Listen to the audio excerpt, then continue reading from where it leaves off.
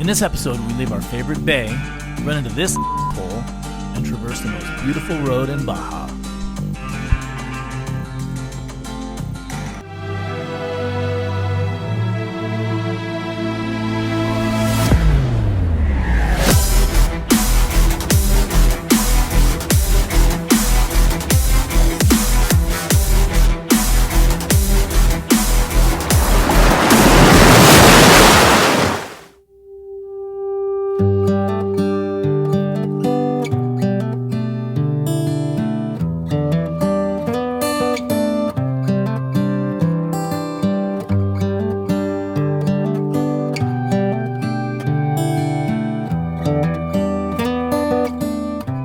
As we head out of our camp spot in La Ventana, we're off on an adventure over the mountain from La Ventana to Los Barriles.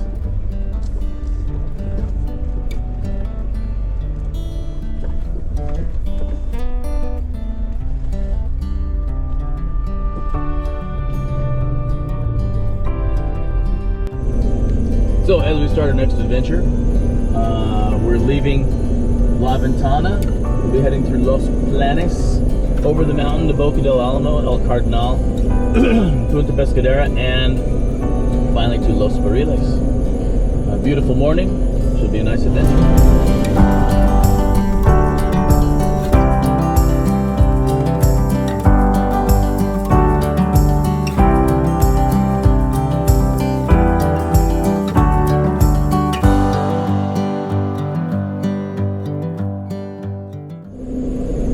When you approach the 286, where you turn right to go to La Paz, today we're going over on this Los Barriles off-road route. We're going to turn left at the intersection towards Los Planes.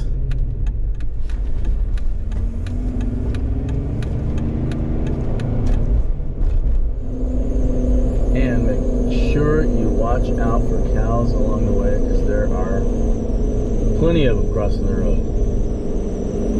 Plenty everywhere in Baja. Yeah. Everywhere in Baja. Not a good day if a cow comes through your windshield.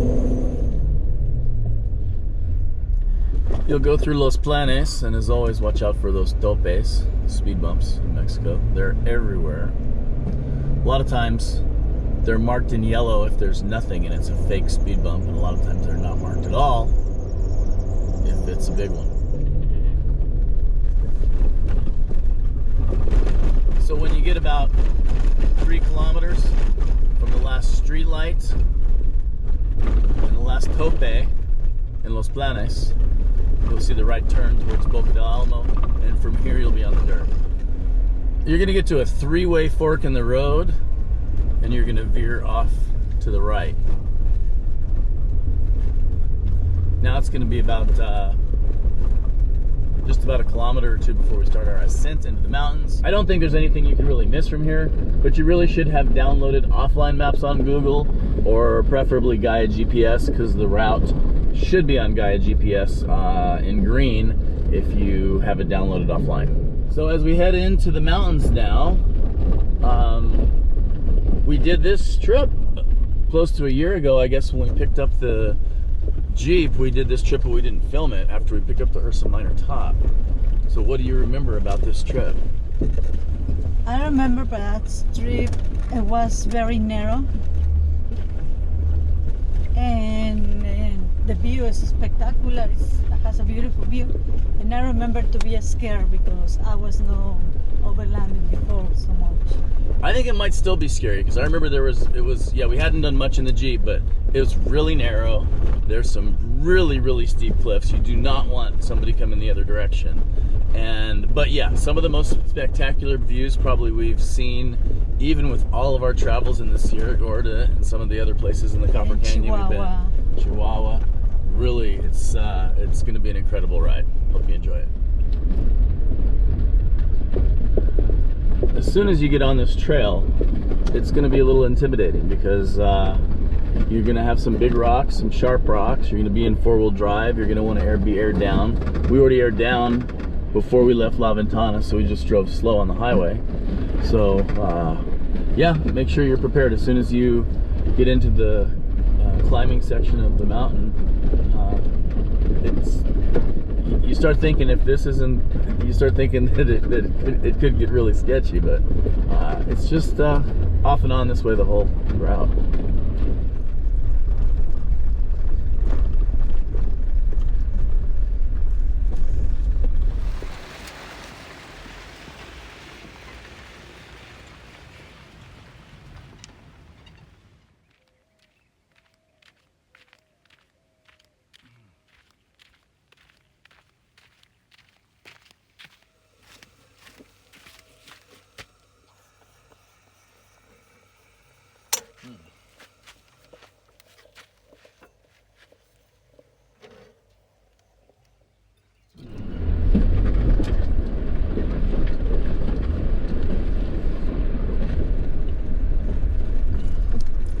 Are a lot of big rocks and sharp rocks that you have to watch out for, that you really want to crawl over, because you don't really want to lose a tire on this route.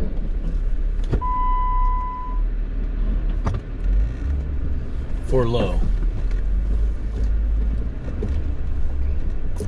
And we are into 4 low, because we're still just barely into this, and it is a lot of steep, rocky terrain here. Great way to start the morning. What are they? I wish the coffee was in my stomach instead of in my cup.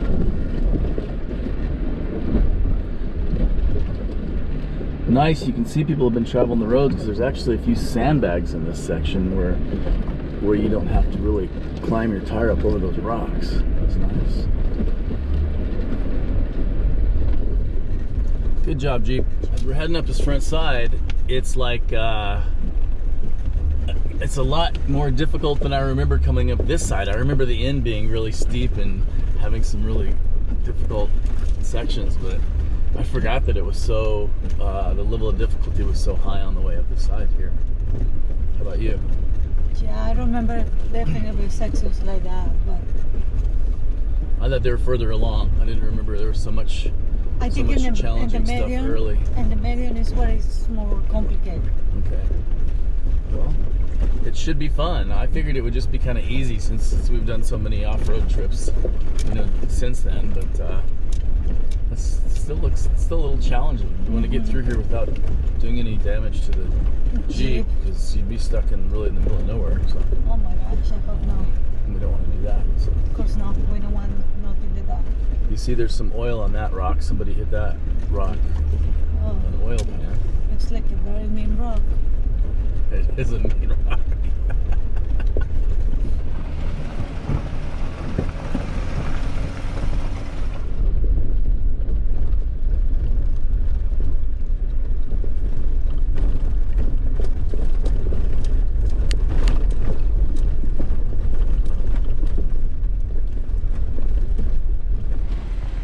There's a monument, small monument over there on the cliff of somebody who passed away here. So keep in mind that it is a dangerous road. You need to pay attention. And I guess if it was rainy season, it might not be a good idea to come through here, because we are on the bottom of a pretty steep wash.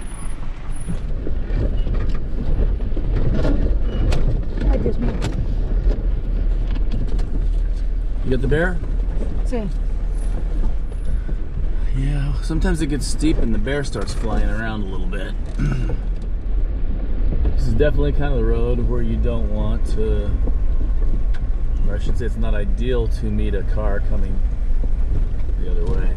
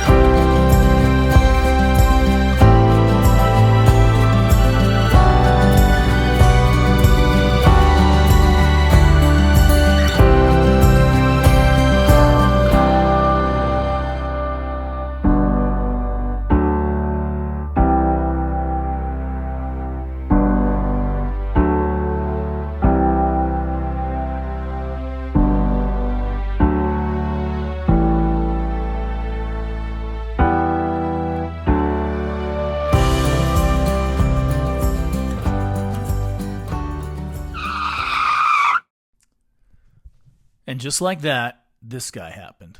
A gringo in a hurry. I had just landed my drone as the battery was dying and I was putting it away. I mean, it was going to take like 30 seconds. My wife, just to be nice, went back to tell him it would be just a second, and this is what she got. I said, good morning, I'm sorry, my husband was filming. So this is not my problem, at least you had to put it away. And I said, no, that's not easy and simple. I come in and tell you very nice to tell you what's happening, and I give your notes to you, and you're acting like that.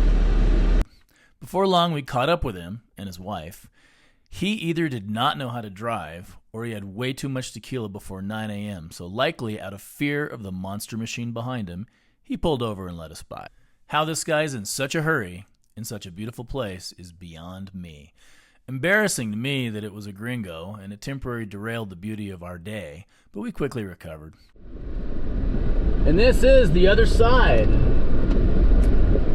of the mountain. When you see these houses up here, and you're coming out of this section, you're done. So it's a pretty short trail. I'm gonna say it probably takes about an hour to get over it. We did some filming, so probably an hour and 40 minutes for us. Maybe an hour and 30, 40 minutes, but overall it was a very nice trip, except for the one American who had to be an asshole to my wife because she was nice enough to get out and say, hey, please wait for just a second, my husband's putting the drone away because his battery was low. And the guy yelled at her. So there's that. But 1 out of 99 people are assholes in Baja.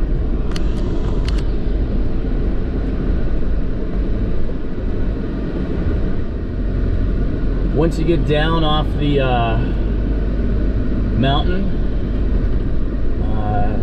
if it's a decent time of year, meaning you don't want to go during August and December when the whales are on the beach, but you can drive along the beach here because it's a really, really rough next section of road.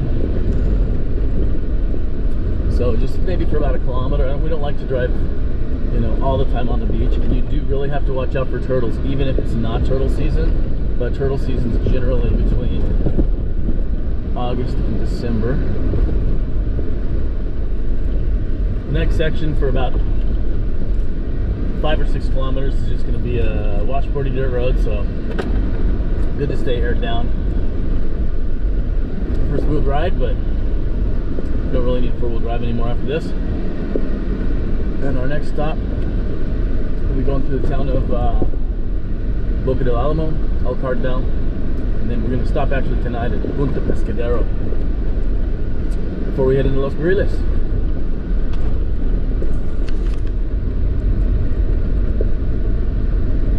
If you blink, you will miss this little town of Boca del Alamo.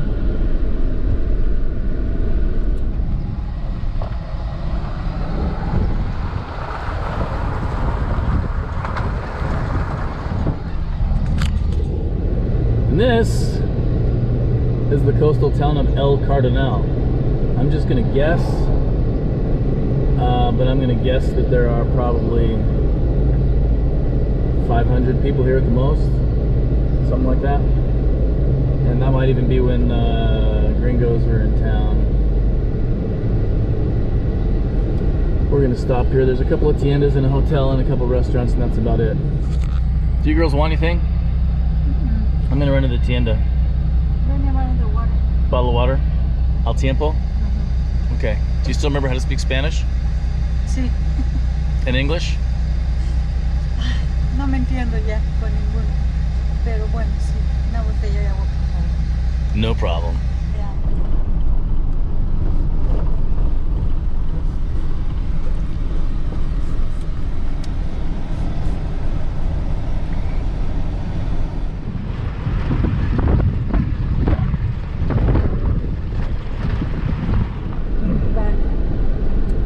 And welcome to Punta Pescadero Paradise.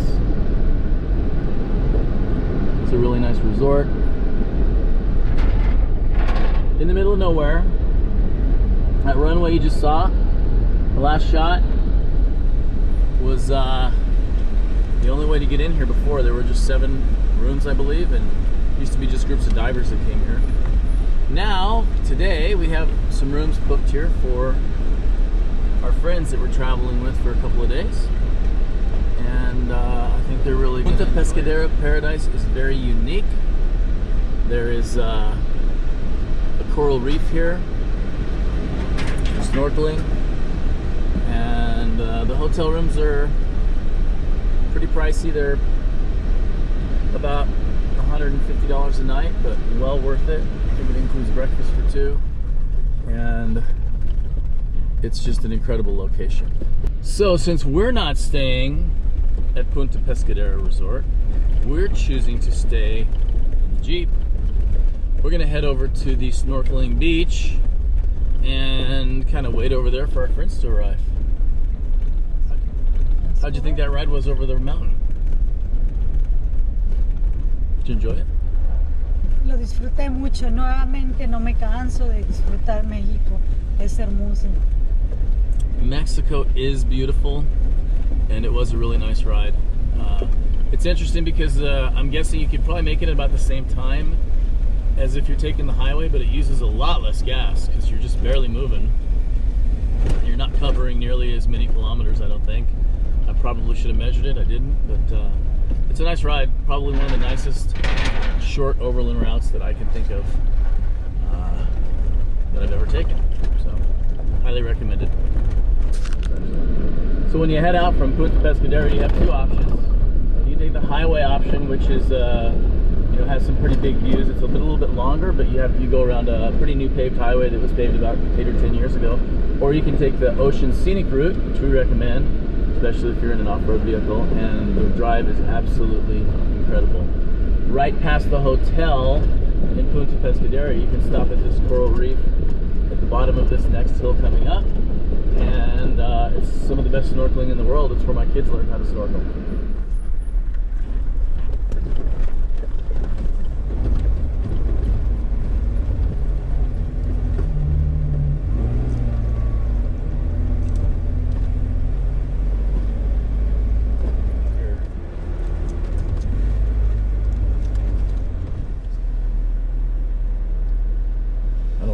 The tide goes up. I guess it doesn't go up that high, but I need to walk up there before we go up there. It's a real nice swim spot right here.